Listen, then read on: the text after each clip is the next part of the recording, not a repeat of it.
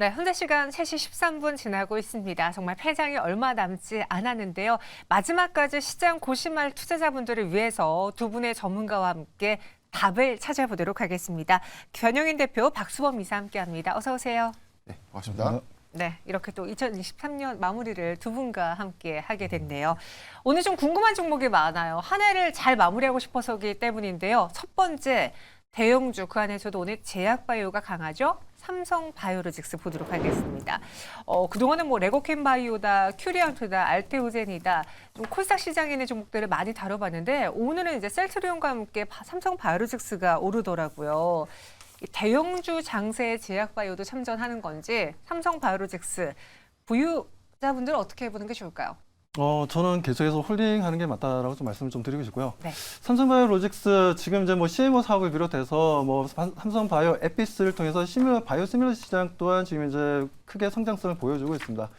뭐 세계적으로 뭐 경쟁자를 한다면 뭐 스위스의 론자가 있고 뭐 독일의 뭐 베일링과 잉겔하임도 있고 뭐 그리고 중국제 우시 바이오로직스도 있고 뭐 국내에는 뭐 롯데 바이오로직스가 있다라고 얘기할 수 있는데 그 중에서 그래도 가장 강력한 CMO 시장을 크게 독점할 수 있는 회사가 삼성바이오로직스죠. 2032년까지 7조 5천억을 투자하면서 무려 132만 4천 리터를 생산할 수 있는 엄청난 양의 캐파를 증설한다는 부분들, 이런 내용들로 인해서 그야말로 지금 현재는 삼성바이오로직스의 2024년도 제약바이오의 상승에 따른 강력한 주가 상승 흐름을 좀 보여줄 수 있다고 보고 있습니다. 그렇기 때문에 저는 지금 삼성바이오로직스에 대해서는 이제 시작이고 지금 현재는 분명 우리가 홀딩해야 되고 내년에도 1월달, 2월달에도 또 JP모건 헬스케어 컨퍼런스가 또 1월 초에 있지 않습니까? 뭐 그에 따른 또 미국의 또 아마케, 뭐 종량학회 계속해서 열립니다. 상반기에. 그렇기 때문에 그런 부분들이 있다 보니까 제약바이오 상반기에는 상당히 좋다라고 말씀드리면서 계속 홀딩 전략 말씀드리겠습니다. 네, 그러니까 상방이 열려 있다라고 했는데 실제로 삼성바이오로직스가 옛날에는 100만 원 안팎에서 움직였을 때가 있었어요. 그런데 그렇죠. 지금은 네. 거의 뭐 60만 원대, 70만 원대 그 박스권을 돌파하기도 좀 힘든 상황이었거든요.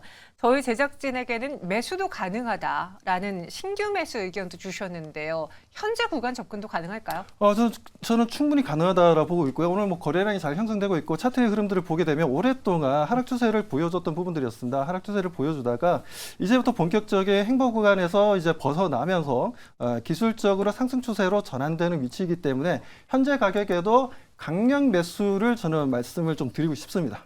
네, 그래서 강력 매수라고 매수 앞에 강력 의견을 네. 주셨습니다. 변영인 대표도 동의하십니까? 왜냐하면 최근에 제약바이오 좋다는 건 알았지만 시장에서는 그 기술 이전 기대 때문에 특히나 파이프라인을 갖고 있는 중소형 단의 제약바이오를 미리 픽하고 뭐 20%, 30% 수익 내고 나오신 분들이 꽤 많으셨거든요.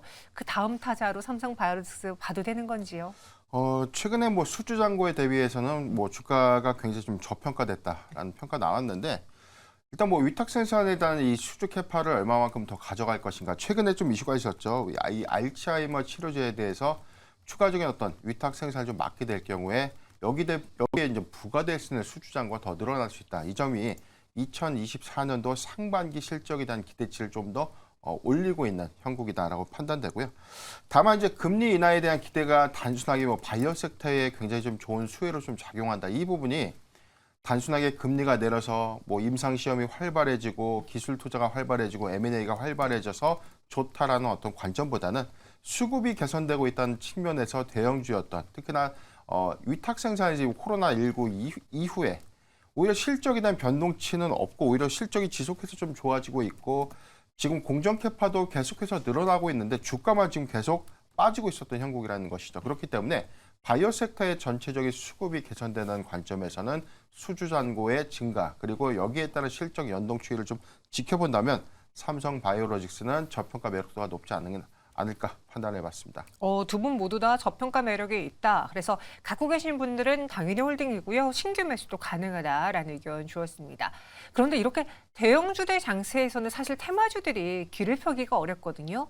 그럼에도 불구하고 냉온탕을 오가면서 여전히 인기 검색 상위, 또 많은 투자자분들의 입에 오르내리는 정치 테마주가 있습니다. 대상홀딩스예요. 참 펀더멘탈을 따져보기도 무색하고 이 테마라고 엮이기에는 정치인 테마지라고 엮이기에도 되게 여러 다리를 좀 거치잖아요.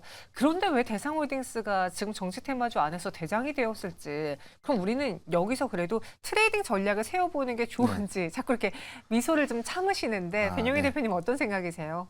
근데 뭐 과거에 우리가 네. 정치 테마주의 흐름들을 좀 보면 인맥주가 굉장히 더 강했습니다. 정책 수혜주보다는 인맥주가 사실 뭐 수급이라든지 뭐 모멘텀이나 사업에 대한 성장성과는 좀 별개로 단순하게 돈이 돈을 움직이는 형국이었거든요. 그렇기 때문에 대상홀딩스가 대장이 됐던 것은 시작 지점이 굉장히 좀 낮은 시가총액이었고 여기서 오히려 좀 소위 말하는 좀 임팩트가 좀 좋지 않았나. 그래서 지금 추가적인 상승을 이끌고 있는데 사실 인맥주는 잘 가는 종목이 사실상 대장이라고 좀 불리고 있고 앞으로도 이런 경우에서는 우리가 한 가지 힌트가 좀 있겠죠.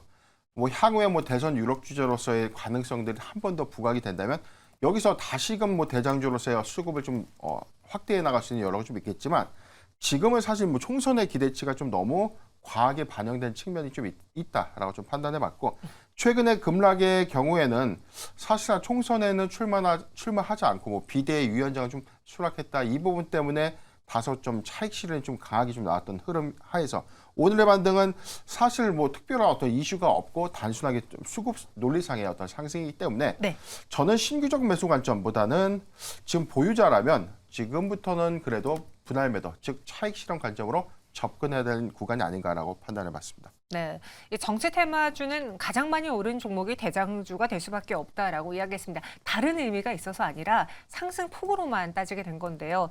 정치인 테마주인 대장홀딩스 저희는 오늘도 매수 의견, 홀딩 의견 드리지 않을 테고요. 분할 매도로 정리해 보겠습니다.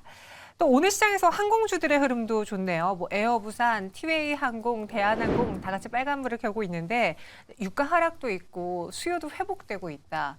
또 제 지인 중에 한 분이 최근에 이제 홍콩으로 여행을 갔는데 원래 평상시에는 한 30에서 50만 원 사이에 티켓을 구할 수 있는 걸 80만 원에 갔다고 해요. 그만큼 지금 가격이 된다라는 거잖아요. 이 에어부산을 포함한 항공주들 날아오를 수 있을까요? 네, 뭐 그동안 좀 기대감이 좀 많았는데 저유가로 좀 흐름들이 좀 바뀌면서 근데 LCC 쪽에 생각보다는 상승 흐름을 좀 잡아주지 못했습니다. 뭐 그 부분에 따른 좀 우리 개인 투자자분들도 좀 약간 실망감은 가지고 계셨을 텐데 제가 봤을 때 오늘 에어 부산도 움직이고 있고 진에어도 움직이고 있고 제주항공도 좀 주가 상승 흐름으로 좀 전환되었기 때문에 이제부터는 이제 저가 항공사들에 대한 주가 상승을 좀 기대해봐도 되지 않나. 원래 12월 달이라든가 1, 2월 달 정도 되면 실적적인 서프라이즈 실적은 나와주는 이제 하나의 시즌입니다. 그런데도 불구하고 그동안 주가가 상승하지 못했던 부분들이 좀 아쉬웠던 부분들이고 그리고 이제는 뭐 지금 미국에서 네, 내년 같은 경우에 금리 인하 얘기가 좀 나오다 보니까 달러 인덱스가 또 하락을 하고 있어요. 뭐 그러다 보니 이런 부분들은 분명 긍정적인 역할을 해준다라고 좀 보고 있습니다. 그렇기 때문에 지금부터 오늘도 보니까 외국인과 기관들의 양매수가 좀 강하게 들어오고 있는데 1월 달에는 LCC 쪽 기대해봐도 좋고요. 에어부산 같은 경우에도 저는 좀 강력하게 매수해 볼 수 있는 좋은 자리라고 말씀드리고 싶습니다. 이번에도 강력 매수라는 이야기를 해주셨어요. 저희 다른 코너에 네네. 엠비엔골드 김영민 매니저가 강력업을 항상 이제 자기 트레이드 마크로 말하는데 혹시 그렇습니까? 보셨나요? 저는 본 적이 없습니다. 네, 하지만 그만큼 이제 의견이 뚜렷하다. 강력 네. 매수고. 변영인 대표님은 네. 이 항공주의 강력 매수 동의하는지 그렇다면은 강력 매수가 에어부산에만 해당되는 건 아닐 것 같은데 항공주 내에서 또 같이 눈여겨볼 만한 종목도 있을지요? 저는 항공주 안에서는 지금 LCC사와 대형 항공사의 수급치를 좀 다르게 봐야 된다. 이게 왜냐면 노선 회복률을 봐야 돼요. 2019년 코로나19 이전의 노선 회복률을 얼마나 빠르게 좀 정상화 시켰는가인데 최근 11월까지의 추이를 좀 보면 미주, 일본, 중동 노선은 코로나19 이전 수준보다 오히려 노선 여행객 수가 더 늘었다. 그런데 지금 LCC가 좀 주력하고 있는 노선, 동남아 노선이라든가 중국 노선은 현재 86%, 그리고 중국의 경우에는 37%. 중국이 굉장히 회복률이 좀 느리다. 이 부분은 일본은 굉장히 좀 커지고 있는데 중국의 회복률을 좀 느리고 있고 동남아 시장도 굉장히 우리가 좀 크다라고 좀 판단했지만 전체 회복률이 86%밖에 되지 않는다. 이 부분은 전체 코로나19 이전의 수준까지의 노선 회복을 해야 된다. 이 부분은 LCC가 지금 풀어야 되는 숙제라고 보여지고 네. 다만 이제 대형 항공사의 경우에는 지금 아시아나 항공에 대한 이 기업 결합 심사 이게 뭐 유럽과 미국, 일본 등이 지금 지연되고 있는데 이 부분 때문에 사실상 수급의 정체기 때문이지 항공주나 사실 실적의 어떤 개선 추이 부분 그리고 노선의 회복률들을 우리가 좀 고려해 보면 실적적인 측면에서도 지금 모아가는 구간이 아닐까라고 좀 판단해 왔기 때문에 저는 LCC보다는 대한노선이 대한항공을 좀 종목 교체하는 것으로 좀 제시해 드리겠습니다. 네. 그렇다면은 우리 이 종목 에어부산에 대해서도 매수 의견 주셨고 대한항공도 매수 의견입니다. 현재 2.13% 상승 마감 준비하고 있는데 가격 전략을 이전에 그 전성기까지는 아니지만 30만 원대 위로도 볼 수 있을까요? 지금 대한항공의 지금 주가 추이를 보면 지금 오늘 1.7% 3만 원대요. 네네네. 3만 원대 네, 죄송해요. 맞습니다.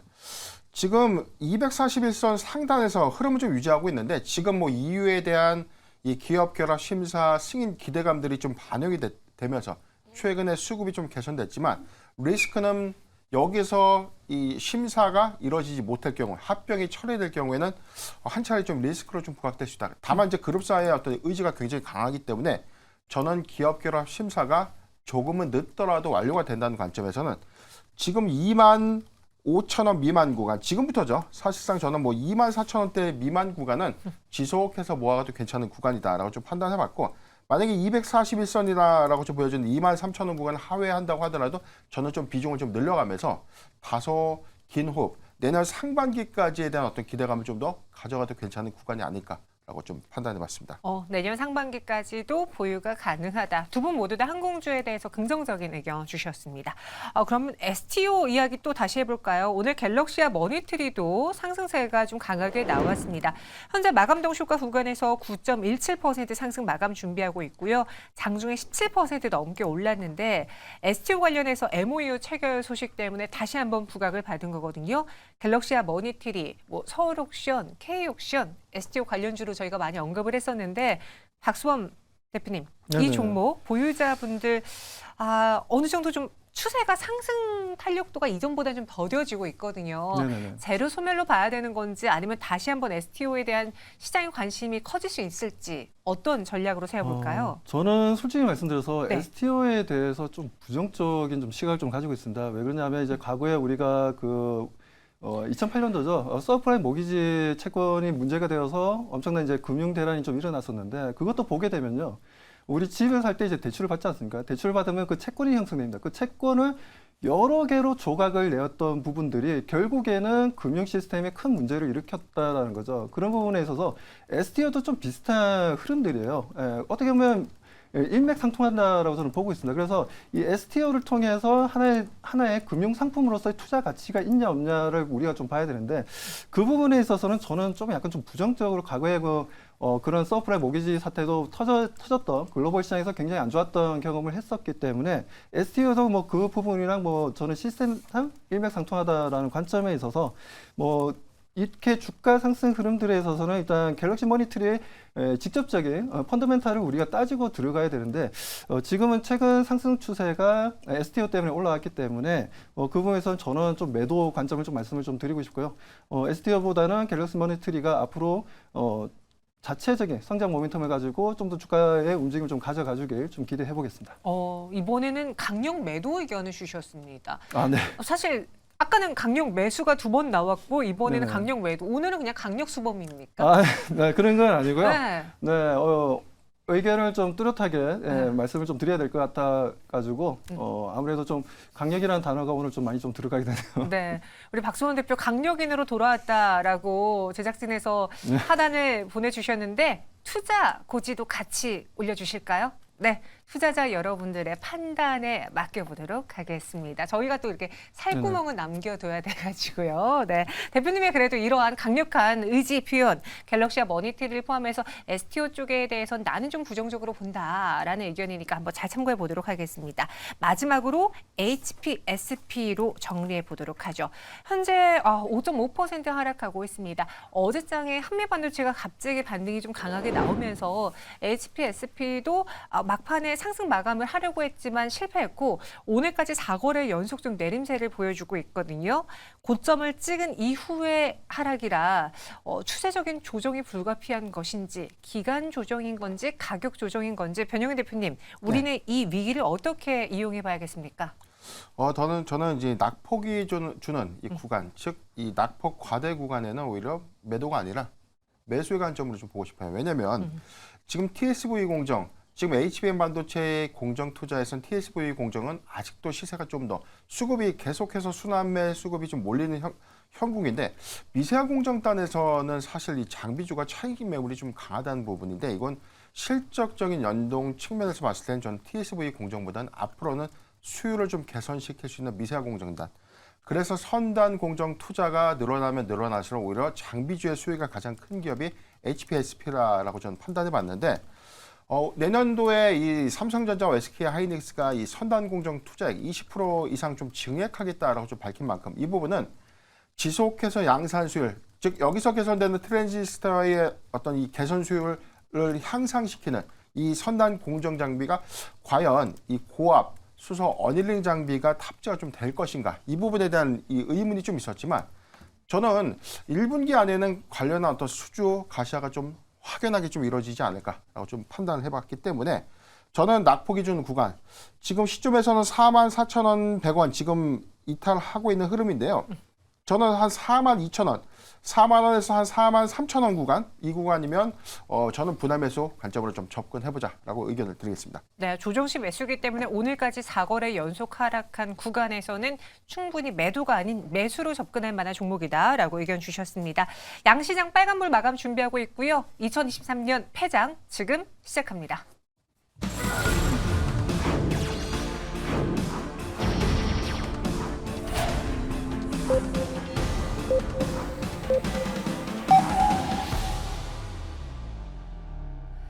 (2023년 12월 28일) 마지막 거래 이렇게 문을 닫았습니다. 실상 연말에는 좀 거래량도 한산하고 시장에 관망하는 움직임을 많이 보여줬는데 사실 주초만 해도 그러지 않을까 싶었거든요. 근데 우리의 예상을 뒤바꿨습니다. 양시장 모두 빨간불, 특히나 오후장이 더 활발하게 거래가 됐고요. 기관 금융투자 쪽의 매수, 여기에 외국인의 매수가 대형주 단으로 쏠리면서 지수를 움직여냈습니다. 코스피 1% 넘는 상승 보여줬고 시장 안에서 제약바이오 여전히 강한 모습, 그리고 오늘은 좀 쉬었지만 2차 전지 반도체에 대한 기대 2024년까지 끌고 갈 수 있을 것 같아 보이는데요. 정확한 종목별의 마감 상황부터 알아보도록 하겠습니다. 김예솔 아나운서가 준비했습니다. 12월 28일 목요일 클로징벨 플러스 마감 확인해 보시죠. 올해의 마지막 거래일인 오늘 양시장은 등락을 거듭하다 오후 들어 상승부를 더 크게 키웠습니다. 코스피의 경우에는 외국인과 기관의 수급이 동시에 들어왔습니다. 전거래일 대비 1.58% 상승했습니다. 2,654포인트 선까지 올라왔고요. 코스닥의 경우에는 외국인을 중심으로 수급이 몰렸습니다. 전거래일 대비 0.7%대 상승하며 866포인트 선에서 오늘 시장 거래를 마감합니다. 그럼 오늘 시장에서 외국인들이 선택했던 기업부터 먼저 체크를 해보시죠. 오늘 또 다양한 업종에 수급이 전체적으로 들어왔던 만큼 외국인들도 다양한 종목들을 담아냈는데요. 일단 반도체 대장주 중에서는 SK하이닉스를 선택을 했습니다. 오늘 14만 1,500원까지 올라온 모습이고요. 오늘 시장에서 또 로봇주가 다시 한번 강한 흐름을 이어갔던 가운데 두산 로보틱스가 3거래일 만에 반등에 성공을 했습니다. 오늘 6% 강세로 마감을 합니다. 그리고 2차 전지 역시도 수급이 들어왔는데요. 그중에서도 에코프로 머티리얼즈의 수급이 몰렸습니다. 7% 강세로 마감. 그리고 LG전자도 오늘 시장에서 상승폭을 점점 더 늘렸고요. 그리고 삼성 바이오로직스입니다. 연일 수급이 들어오고 있는데요. 오늘 4% 강세로 마감을 합니다. 그럼 기관들이 선택한 종목도 체크해 보시죠. 오늘 기관들은 반도체 대장주 삼성전자와 SK하이닉스 순매수하는 모습이었고요. 오늘 통합 출범을 알렸던 셀트리온 역시도 수급이 몰리며 오늘 6% 강한 흐름으로 마감을 합니다. 그리고 오늘 완성차 기업인 현대차도 연일 수급이 들어오면서 2.5%대 상승하며 거래를 마치고요. 어제 또 포스코 그룹주가 전체적으로 움직였던 가운데 오늘 시장에서는 포스코 홀딩스의 기관들의 수급이 몰렸던 모습입니다. 그럼 오늘 이 지수의 상승을 주도했던 코스피 시총 상위 종목도 살펴보시죠. 삼성전자와 SK하이닉스 역시나 강보합권으로 마감을 했는데요. 삼성전자 78,500원 선까지 올라왔습니다. 그리고 2차 전지 기업 LG에너지솔루션도 1.5%대 강한 흐름을 이어갔고요. 삼성 바이오로직스 바이오주들의 흐름이 좋았습니다. 오늘 4% 넘는 상승률을 보였고요. 현대차 역시도 2.5%대 상승으로 거래를 마감합니다. 그리고 오늘 로봇주들이 강하게 올라왔는데요. 로봇 관련주들도 한번 체크를 해보시죠. 오늘 농기계 로봇 기업입니다. 대동금속이 장 후반 들어서 상승폭을 점점 더 늘리면서 오늘 상한가로 거래를 마감합니다. 그리고 로봇 청소기와 같은 기계를 생산하는 기업입니다. ST큐브도 오늘 13% 두 자릿수 상승률 보여줬고요. 그리고 두산 로보틱스 기관의 수급은 연일 몰리고 있지만 주가는 약세를 보였는데요. 오늘 반등에 성공을 했습니다. 7% 가까운 상승률, 그리고 해성 TPC와 뉴로메카까지 7%, 6% 상승률로 거래를 마감합니다. 그리고 오늘 완성차 기업들의 강세와 함께 또 부품주들도 함께 움직이는 모습이었는데요. GMB 코리아가 11% 급등으로 거래를 마감하고요. 역시나 부품을 생산하는 네오오토도 7% 가까운 상승률, 그리고 서진 오토모티브, 이노시뮬레이션과 서현이화, 자동차 부품을 생산하는 기업들인데요. 오늘 6%대, 4%대의 상승률로 강한 흐름을 계속해서 이어갔습니다. 올해 시장은 이렇게 마무리가 됐습니다. 이제 연휴를 거치고 새로운 또 시장이 열리게 되는데요. 과연 이 새로운 시장의 전략을 어떻게 세우면 좋을지 클로징벨 플러스로 계속해서 확인해 보시죠. 네, 이렇게 2023년 문을 저희가 닫았습니다. 같이 함께하신 투자자분들, 시청자분들 한 해 동안 참 고생 많으셨어요. 하지만 우리는 또 며칠 쉬고 새해를 맞이하고 또 여기서 이 시장에서 고군분투해야 될 텐데, 박수원 대표님, 오늘 이제 네. 강력한 입장으로 계속 이야기해 주셨잖아요. 네네. 2023년 어떻게 보면 그래도 연말의 스코어는 좋았는데 네. 2024년 스코어도 연초에 좋을 수 있을지, 내년 랠리 이어질 거라고 보십니까? 어떻습니까? 일단 뭐 확률상 봤을 때 어떻게 보면 지금까지 12월 달 같은 경우에 강한 지수 상승을 보여줬지 않습니까? 어떻게 보면 좀 산달 랠리라고 얘기할 수 있었던 부분들이고 골디락스라는 표현이 맞을 정도의 움직임이었습니다.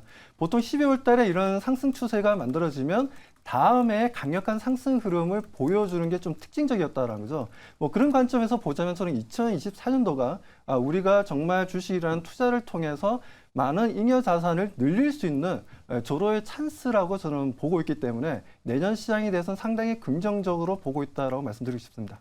내년에 긍정적으로 본다.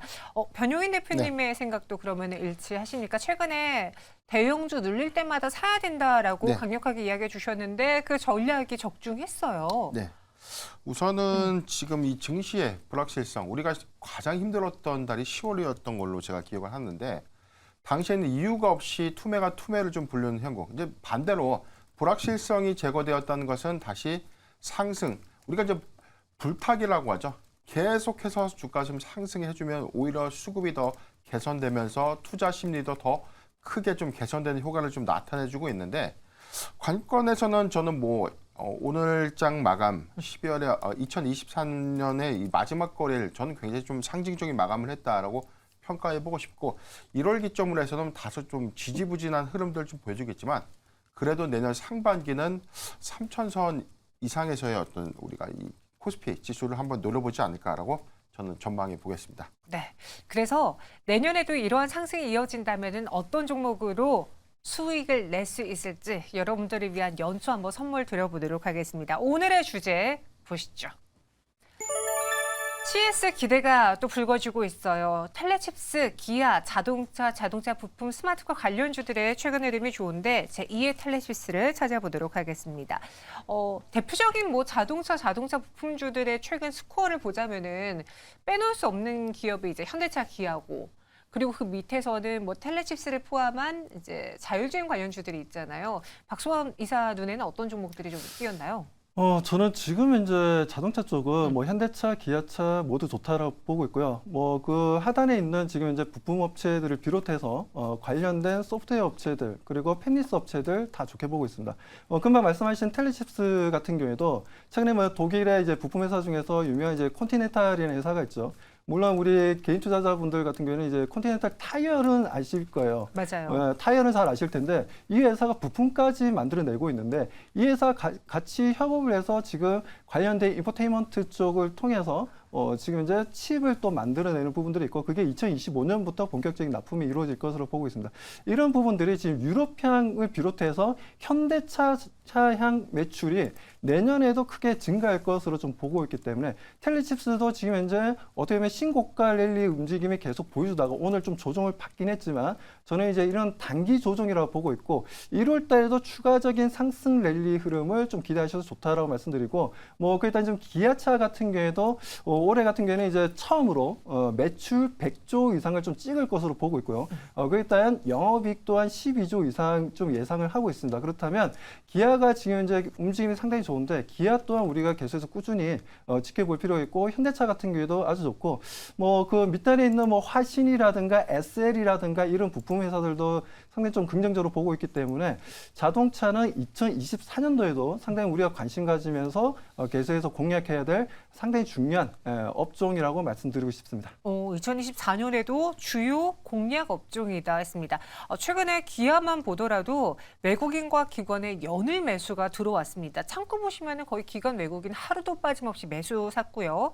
오늘까지 무려 6거래 연속 상승 보여주면서 52주 신고가 10만 원으로 딱 종가에 기분 좋게 마무리한 기아예요. 그리고 말씀해 주신 것처럼 실적도 그렇지만 수출 데이터베이스만 네. 봐도 지금 연간으로 봤을 때 반도체 다음으로의 그 수출 효자 종목이 자동차 쪽이잖아요. 네, 그렇습니다. 작년보다도 스코어가 더 좋다고 하는데 그럼 실체가 있는 상승이 왜 너무 뒤늦게 반영된 거 아니냐. 사실 이게 갑자기 연말에 좋았던 것도 아니고 네. 연중 내내 나쁘지 않은 스코어였는데 계속 쉬었다가 연말에만 반영이 돼서 조금 뒤늦은 감이 없지 않아 있었거든요. 예. 저는 한 11월부터 이 증시 조정을 줬던 구간에 자동차 그리고 자동차 부품주 관심 갖자라고 좀 계속 말씀을 좀 드리면서였는데 네. 이유가 사실 3분기 실적이 굉장히 좋았잖아요. 지금 현대차 그룹의 누적 영업이익이 20조 원. 그렇기 때문에 4분기에 25조 원 돌파도 좀 가능하다. 그래서 지금 합산해서는 현대차 그룹이 유일하게 상장사 중에서는 뭐 10조 원대 영업이익을 좀 달성했다. 이 기조가 그럼에도 불구하고 주가가 좀 오른 바가 없었어요. 제가 기억하는 당시가 한 16만 원대 후반, 17만 원이 채 못 넘기던 주가 추이였었는데 자 이런 부분들이 지금 수급이 개선되는 부분들은 금리 인하에 대한 어떤 기대감들이 반영된 효과도 좀 있었고 지금 전체적으로 보면 일본 엔저 현상이 좀 지속되면서 글로벌 이 판가 경쟁력에 대한 어떤 약세 부분 이 부분이 다시 엔화가 좀 반등해주면서 오히려 이 판가에 대한 경쟁력이 생기면서 북미 시장에서의 어떤 판매량이 좀 더 증가될 수 있다라는 어떤 기대감들이 반영되고 있는 모습이 아닌가라고 좀 판단해봤고 피크아웃이라고 하죠. 지금 뭐 내년 상반기에는 자동차 실적이 판매량이 좀 정점 찍고 좀 내려갈 수 있다는 어떤 우려감이 있음에도 불구하고 수급이 좀 개선된다는 것은 수익성 개선 관점 그리고 여기서 확장할 수 있는 시장, 북미 시장이 계속해서 좀 견조하게 커가고 있는 흐름들.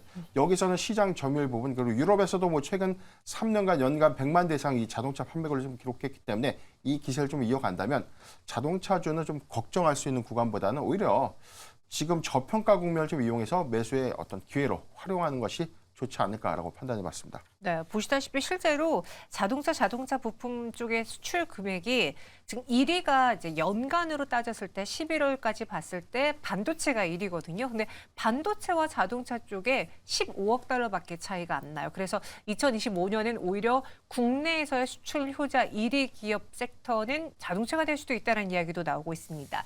여기 또 기대감을 불러일으키는 게 다가오는 CS 2024에서 주요 핫 키워드 중에 하나가 모빌리티라는 거거든요. 효과 있을까요? 없을까요? 솔직히 말해서. 저는 뭐 결론부터 말씀드리면 네. 있다라고 말씀드립니다. 효과가 네. 있다. 네네. 어떤 부분에서요? 그 매년 올해도 마찬가지였고 네. 지금 이제 계속해서 자동차면 이제 전장화 부분들을 계속해서 핫 이슈였는데 내년에도 그 부분들은 지속될 것으로 보고 있습니다.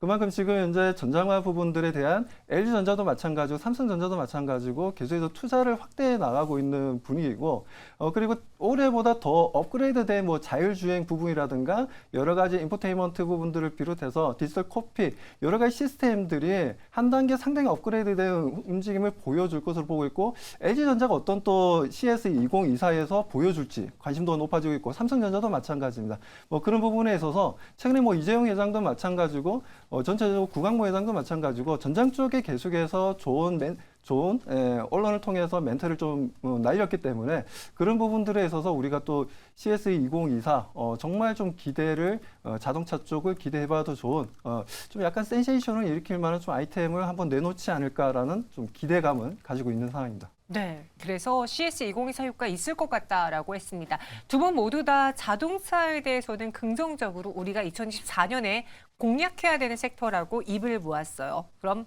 어떤 종목으로 제2의 기아, 제2의 텔레칩스를 노려볼 수 있을까요? 탑3 종목 압축해드리겠습니다. 보시죠. 변영희 대표는 모트렉스와 현대 오토에버, HL 만도를 선택했고요.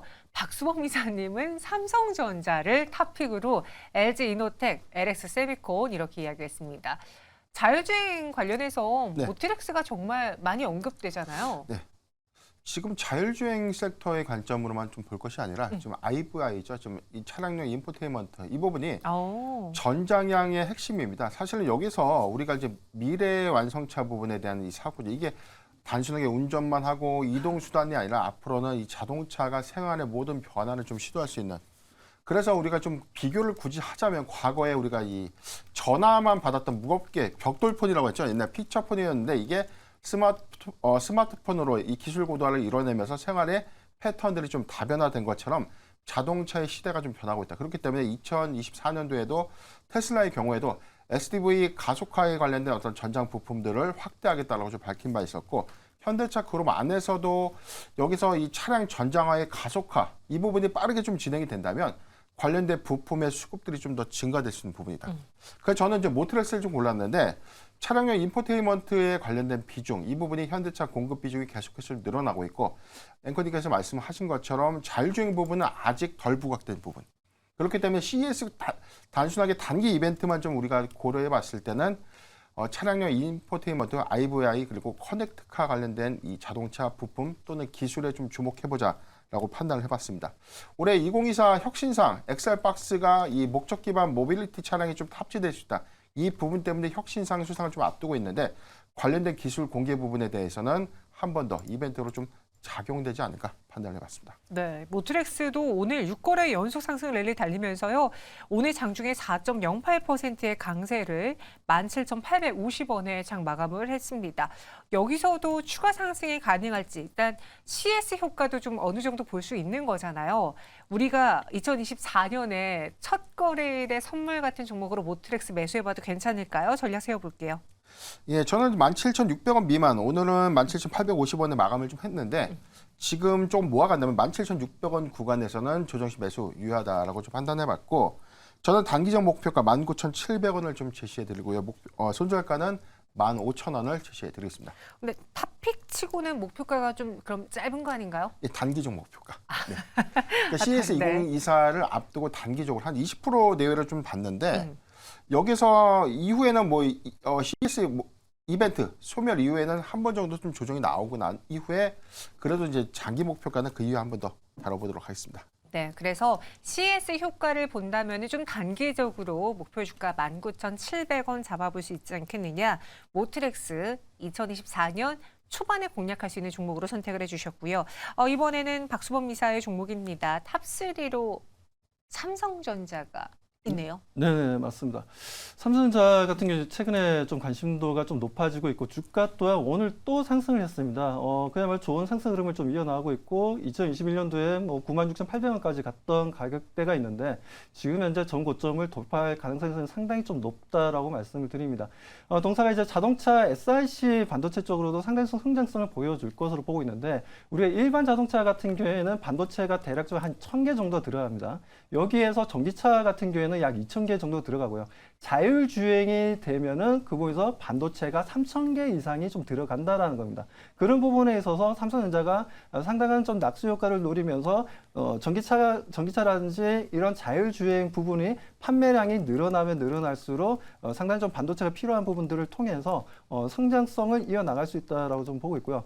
그리고 자동차뿐만 아니라 지금 삼성전자 같은 경우에는 NPU 시장이 좀 열리게 되면 개화를 하게 되면 상당한 성장성을 보여준다라고 좀 판단하고 있는데 우리가 이제 과거에 우리가 CPU 시장 같은 경우에는 인텔이 시장 점유율을 80% 이상 끌어올렸던 부분들이었고 지금 현재 AI 칩이 유행을 하면서 엔비디아가 지금 현재 전체 AI 칩에서 80% 정도의 시장 점유율을 보여주고 있습니다.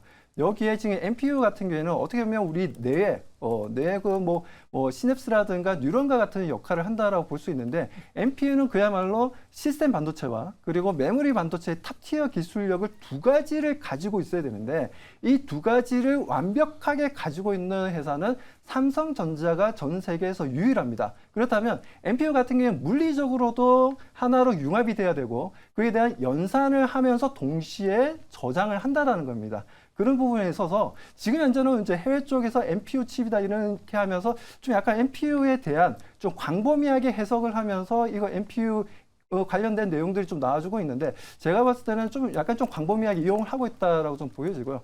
실질적인 NPU 칩은 아직까지 나오지 않았다라고 저는 판단하고 있습니다. 그렇기 때문에 NPU 시장이 정말 열린다면 삼성전자가 주도하는 반도체 전 세계 글로벌 시장을 주도하는 흐름들이 꼭 나와줄 가능성이 좀 높다라고 보고 있기 때문에 지금 가격대는 지금 신고가 최근 50주 신고가 움직임을 보여주고 있지만 네. 상당히 매력적인 가격대고 계속해서 우리가 강력 매수로 대응해야 된다라고 말씀드립니다. 네. 아, 오늘까지 7거래 연속 올랐는데 하필 또 자동차 탑픽 종목에서 삼성전자가 나올 줄이야. 그러니까 반도체로 접근을 한 거잖아요. 실제로 네네. 자동차가 수출해서 효자 종목이 되려면은 반도체가 계속 잘 팔려줘야 되는데요. 거기서 만약에 브레이크가 걸린다면은 자동차도 수출이 더 늘어날 수는 없다라는 단점이 있거든요. 그럼 삼성전자 뭐 요리저리 봤을 때 다 매력이 있는 종목이다. 강력 매수면은 2024년 1월 첫 거래일에 이 종목 사도 될지 가격 전략 어떻게 세워볼까요? 네, 가격 전략은 지금 오늘 종가가 78,500원에 마감이 되었습니다.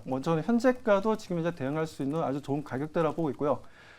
내년에 지금 이제 내년을 보게 되자면 저는 이 가격대에서 2배 이상 보고 있습니다. 오. 14만 원 이상 올라갈 것으로 보고 있고 네. 그 시점이 지금 빠르면 내년 3분기 정도에 어느 정도 시제품이 NPU 관련된 시제품이 삼성전자 쪽에서 나올 가능성이 있다라는 좀 내용들이 좀 나와주고 있어서 그렇다면 그런 부분들이 미리 선 반영되면서 주가는 큰 상승 흐름을 지속할 가능성이 높다고 판단해서 저는 목표가 일단 14만 원을 좀 제시해드리고요. 현재가 매수 가능하고요. 그리고 손절 가격은 7만 원을 제시하도록 하겠습니다. 삼성전자 목표 주가 최근에 저희 방송에서 가장 높은 가격 14만 원을 부르셨습니다. 오늘이 마지막 방송이 아니시죠? 네, 계속해서 불러주시면 열심히 나오도록 하겠습니다. 왜 갑자기 말을 주저하세요? 그만큼 삼성전자 매력이 있다라고 저희는 정리해 드릴게요. 가격 전략도 한번 참고해 보시고요. 오늘 두 분과 기분 좋은 2023년 폐장 전해드렸습니다. 여기서 인사드릴게요. 고맙습니다.